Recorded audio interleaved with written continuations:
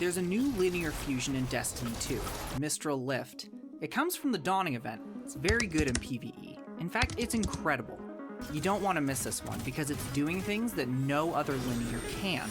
But before we talk about the roles, we need to talk about linears. Linear fusions are precision damage weapons, and the Destiny damage meta is currently dominated by high burst options like rocket launchers and, in this episode, grenade launchers. But that's about to change, and in some ways it already has. In a recent article, Bungie said that they're breaking bones and evolving the game. I've been playing Destiny since 2018 and Forsaken. When Bungie shakes things up, it's typically a combination of boss design, artifact perks, and weapon buffs. And you can see them starting to experiment already in Vesper's Host. There's an encounter where the Glacial Quake Titan is meta for boss damage. Guys, Stasis Titan, outside of cheesing a ribbon, has never been meta for anything.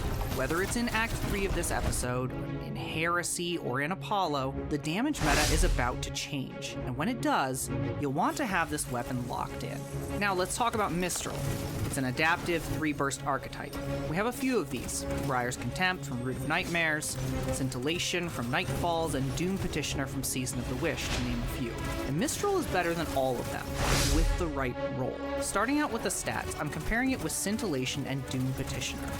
Mistral has worst range and stability at base, which are true critical components in a precision damage weapon. But the crazy thing is, it doesn't really matter. And in order to understand why, we need to talk about the damage perks. In the fourth column, we have Precision Instrument that gives a stacking damage bonus for hitting crits up to 25% at times 6. This is the Doom Petitioner damage perk. Then there's a perk like High Ground, gives 25% at max stacks when you're higher than your target. Highly situational, think the Witness boss fight in the new raid. But the best perk, and the one you're probably already noticing, is Bait and Switch. Doing damage with all equipped weapons gives a 30% damage bonus for 7 seconds.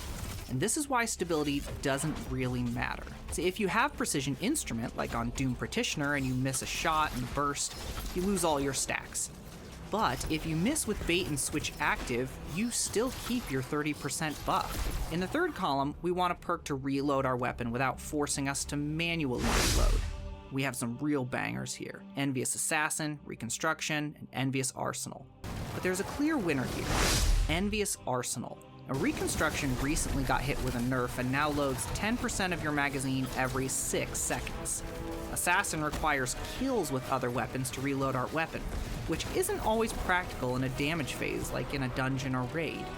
But Envious Arsenal is based on doing damage with your other weapons, which we're already doing to activate Bait and Switch.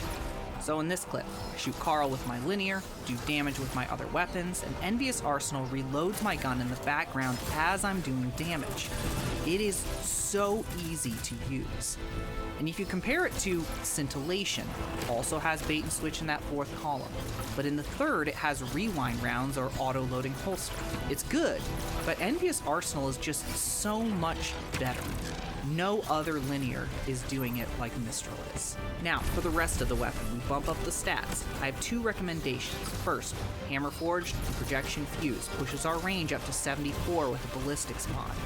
We could also swap Projection Fuse for Liquid Coils for the extra damage, but it comes with a charge time penalty. Speaking of Masterwork, the best options are either charge time or handling. Charge time will bring our base charge down to 500 milliseconds. Handling will speed up the swap between weapons, allowing us to pump out more damage.